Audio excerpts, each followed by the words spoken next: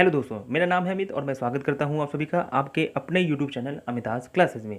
हाजिर हूं आप सभी के सामने लेके एक बहुत ही इम्पोर्टेंट वीडियो जो कि आपकी तैयारी में बूस्ट करेगा। क्या कैसे? अगर आप यूपीपीएससी या यूपीटीपीएससी जैसे एग्ज़ाम की तैयारी कर रहे हैं, आप चाहे जिस स्टेट के हैं, अगर आपके दिमाग में स्टेट पीसीएस जैसे एग्ज़ाम्स हैं तो ये वीडियो आपके लिए बहुत फ़ायदेमंद होगा। क्यों? क्योंकि हम इसमें आपको बताने वाले हैं कुछ वो ज़रूरी कोर्स जो आप अपनी तैयारी के साथ करिए।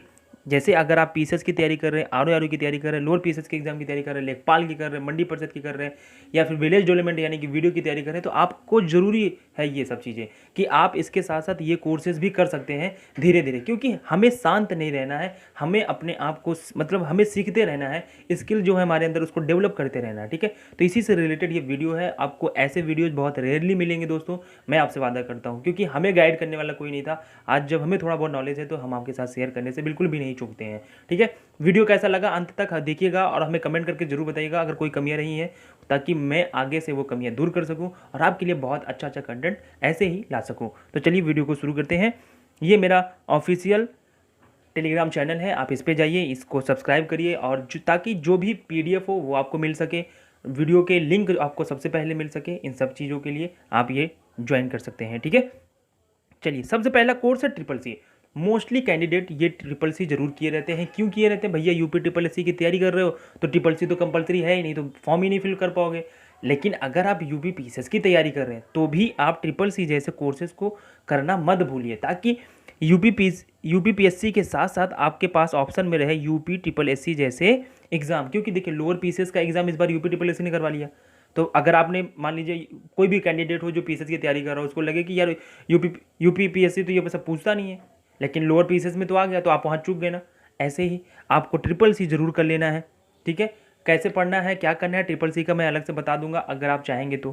ठीक है, अब देखिए ट्रिपल सी तो ठीक है, बहुत से कैंडिडेट ने कर भी लिया भैया, लेकिन मैं आपको बता दूं बहुत से कैंडिडेट, मेरे हिसाब से 40 से 50% कैंडिडेट ऐसे हैं जिनको ट्रिपल सी का पहली बार तो फुल फॉर्म नहीं पता है, ट्रिपल सी में क्या क्या पूछा जाता है ये नहीं पता है, और ट्रिपल सी करने के बाद जो कंप्यूटर के बेसिक फंडामेंटल है इसकी भी नॉलेज नहीं है।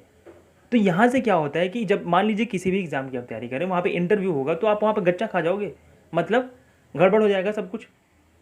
तो आपको क्या करना है कि आपको जो तैयारी करनी है उसमें थोड़ा सा आप अपने कंप्यूटर के नॉलेज को भी बढ़ाइए। भले ही आपने ट्रिपल सी कर रखा है, लेकिन अगर आपको लगता है कि आपको कंप्यूटर की बेसिक फंडामेंटल नॉलेज नहीं है, तो किसी भी संस्थान में 2-3 महीने आप रेगुलर जाके 500 रुपये फीस या जो भी फीस लगती हो वो जमा करके आप जाइए, 2-3 महीने वहाँ पे कंप्यूटर कोर्स करिए, MS वर्ड सीखिए, एक्सेल सीखिए, पावर पॉइंट क्या होता है ये सीख लीजिए। हाँ, थोड़ा सा कंप्यूटर के बारे में आपको बेसिक नॉलेज होनी चाहिए। नहीं पता चला पहली बार आप कंप्यूटर पर बैठे आप देख रहे हो कि बी कहाँ है, सी कहाँ है, बटन ढूंढ रहे हो, तो ये गलत हो जाएगा आपके साथ। ठीक है, तो आपको ये चीज़ें करनी है। आगे मैं आपको बता दूं, अगर आपने ट्रिपल सी दोस्त कर रखा है तो आप ओ लेवल करने से भी मत चूकिए। अब कहोगे कि सर ये तो आप कंप्यूटर की फील्ड में बढ़ा रहे हो हमें, ठीक है, अगर आपने ट्रिपल सी कर रखा है तो आप एक बार ओ लेवल करने का प्रैक्टिस करिए कि शायद हो जाए। क्यों ओ लेवल क्यों जरूरी है? हमें पता है यूपीपीएससी जैसे एग्जाम में, ठीक है, ओ लेवल की एक अलग मांग है। आप भी जानते हैं कि यूपी पुलिस की जब वैकेंसी आती है उसमें कंप्यूटर ऑपरेटर की जो वैकेंसी आती है उसमें ओ लेवल मांगता है, और वहाँ पे कैंडिडेट्स बहुत कम मिलते हैं।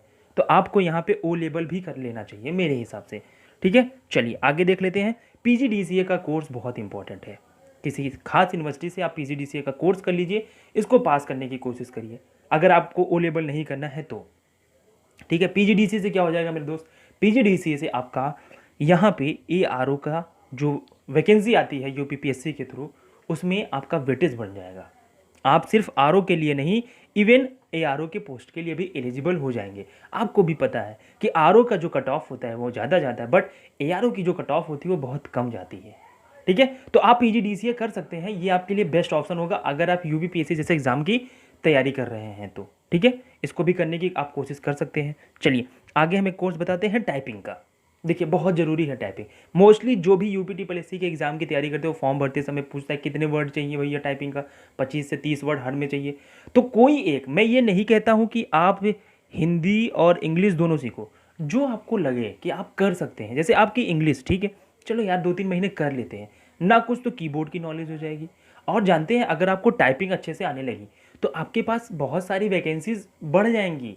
ठीक है, जैसे कि आपको पता है कि इलाहाबाद हाई कोर्ट में भी वैकेंसी आती है, जहाँ पे जूनियर मतलब क्लर्क वगैरह की आती है, समीक्षा अधिकारी वगैरह की आती है इलाहाबाद हाई कोर्ट में भी। तो वहाँ पे क्या टाइपिंग मांगता है, आपको टाइपिंग आने लगेगी तो वो आपको बेनिफिट करेगा। अब जैसे मान लीजिए आपको इंग्लिश आती है तो चलो ठीक है, आप हिंदी सीख लो। अच्छा, अब ये नहीं है कि सारे कोर्सेज हम जो बता रहे हैं आप सब एक साथ कर लो।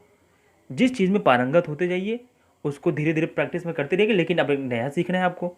ठीक है, तो धीरे धीरे आपके क्या होगा, 3-4 महीने में आप टाइपिंग भी सीखने लगोगे। ठीक, अब चलो आपको टाइपिंग हो गई तो अच्छा लगने लगा कि चलो हाँ इंग्लिश भी हो गया, हिंदी भी हो गया, तो आ जाते हैं हम शॉर्ट हैंड में। ठीक है, अब हमें शॉर्ट हैंड भी सीखना है तैयारी के साथ साथ। दिन भर में कितना समय देना है आपको, सिर्फ 1 घंटे मेरे दोस्त, सिर्फ 1 घंटे। ठीक है, अब शॉर्ट हैंड से क्या हो जाएगा, शॉर्ट हैंड से आपको भी पता है कि स्टेनोग्राफर की बहुत सारी वैकेंसीज आती हैं।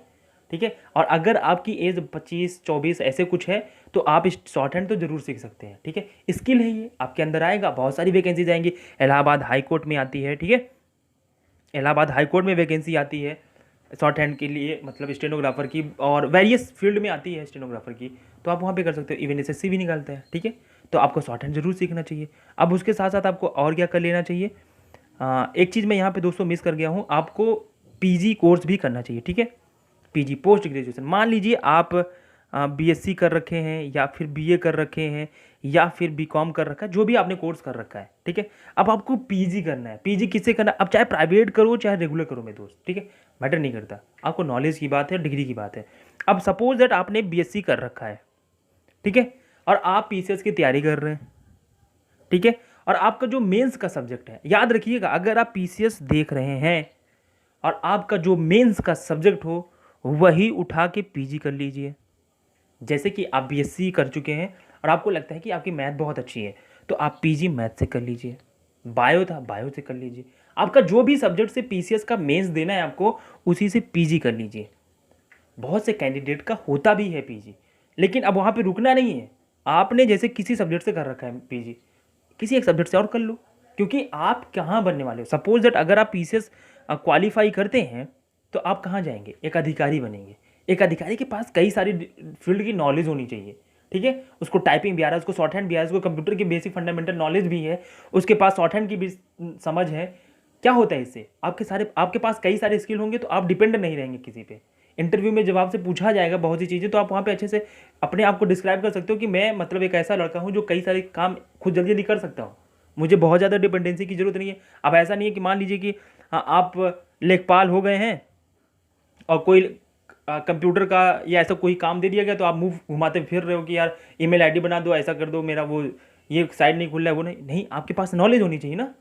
शॉर्ट हैंड की भी नॉलेज थोड़ी बहुत हो, टाइपिंग की भी नॉलेज हो। अगर मान लीजिए कि आपको ऑफिशियल, आप आरओ की पद पे हो गए, ठीक है, अब आपको ऑफिशियल लेटर भेजना है। ठीक, ऑफिशियल लेटर भेजना, तो आप समझ में होनी चाहिए ना कि आपको, हालांकि आरओ की परीक्षा की आप तैयारी कर रहे हैं तो जाहिर सी बात है टाइपिंग तो आपकी होनी चाहिए। ठीक है, लेकिन मेरा कहने का तात्पर्य है कि आप अपने अनुसार कोर्स को एक करते रहिएगा, हमेशा रुकिएगा मत, जहाँ रुक गए वहीं थम गए। ठीक है, तो इस वीडियो में दोस्तों हम इतना ही बात करेंगे। वीडियो कैसा लगा प्लीज़ हमें कमेंट करके बताइएगा, और बहुत बहुत धन्यवाद आपका वीडियो लास्ट तक देखने के लिए। ठीक है, तो बाकी मिलते हैं नेक्स्ट वीडियो में। धन्यवाद।